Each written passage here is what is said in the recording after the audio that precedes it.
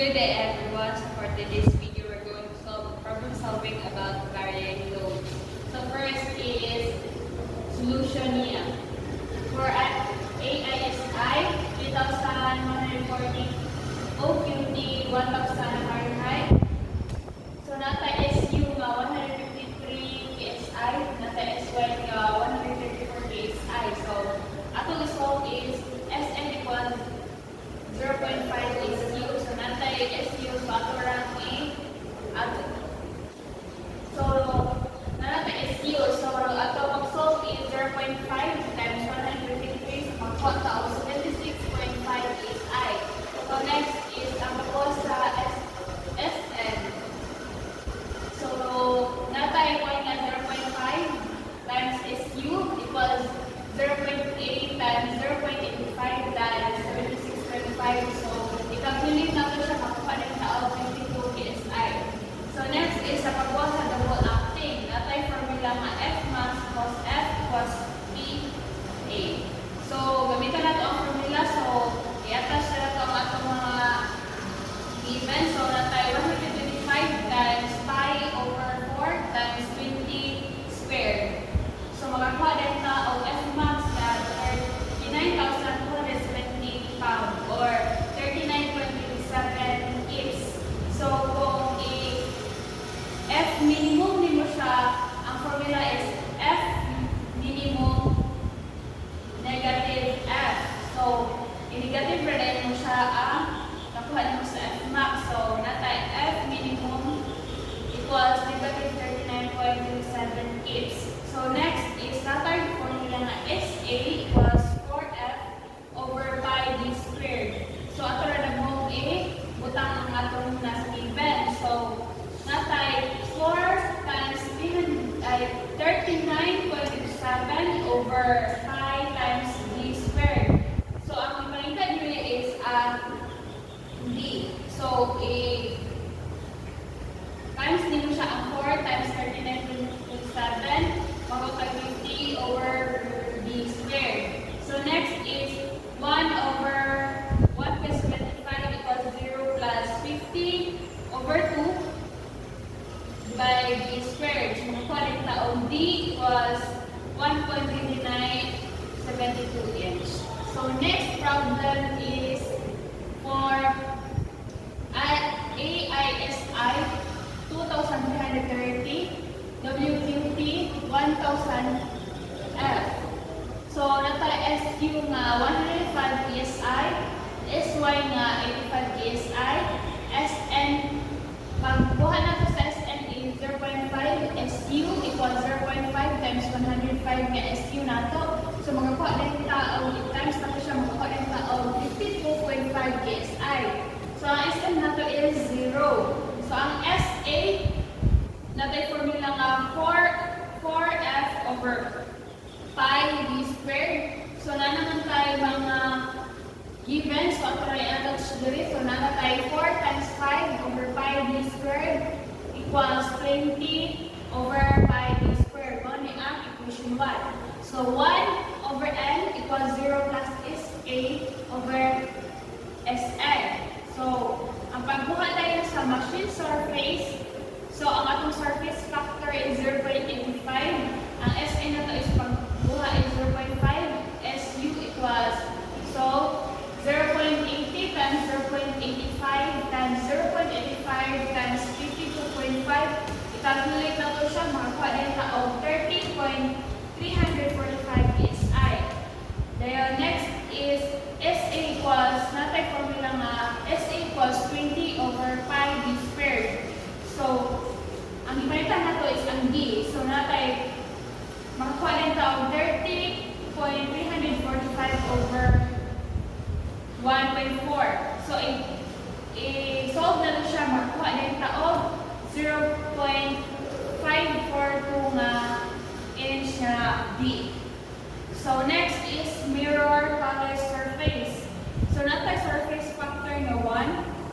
SN, ang pagkuha sa SN is 0.5 SU equals 0.80 times 0.85 times 1 surface factor times 52.5. I-calculate natin siya, makakuha rin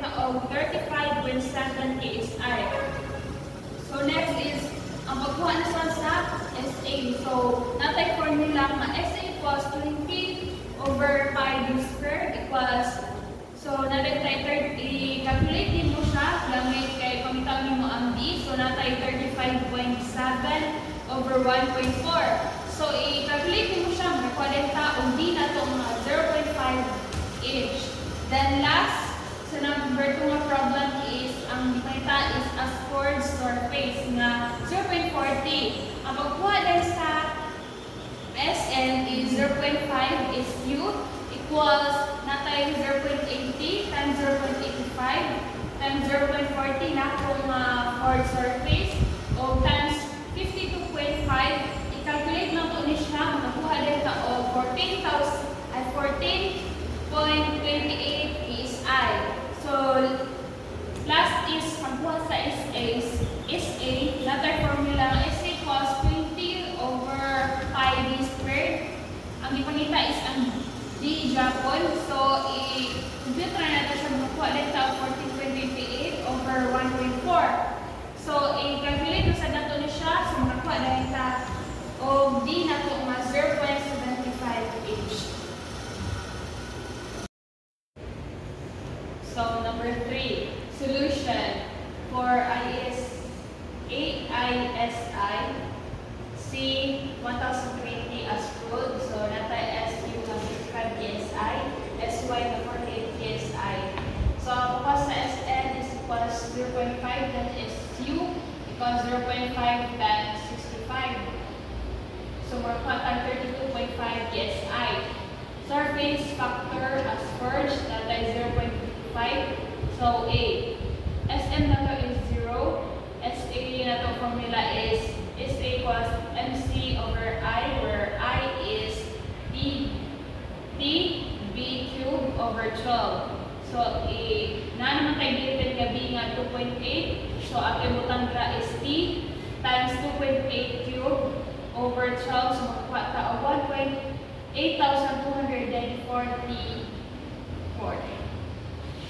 C, ang makuha is C equals B over 2. So, equals na kuha ta o B nga 2.8T over 2 is makuha ta 1.4T.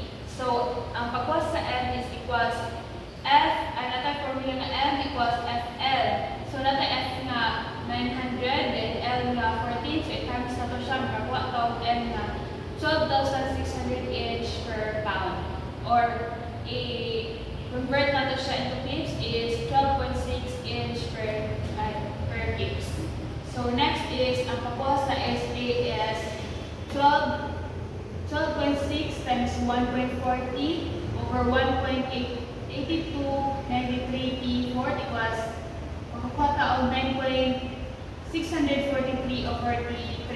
So ang pagkuha din sa SN equals 0.85 times 0.55 times 32.5, makakuha na ito o SN na ito nga 50.20 kips. So next is 1 over N equals 0 plus SA over SN, where SA equals SN over N. So, natay 9.643 over T cube was 15.20 over 2. Makakuha na tayo T equals 1.8-ish. Then, sa pagkuha sa B is, natay formula B equals 2.8T. So, 2.8 times T na ito nga 1.8. So, makakuha tang B na ito nga 3.0H. So, next is, ang pagkuha na sa M, na natay formula nga M equals FC. So, F na ito is 900 times C na ito is 4. 900 times 4, makakuha M na 3,600 inch per pounds, or 13.6, i-convert na ito siya in kips, is 13.6 inch kips.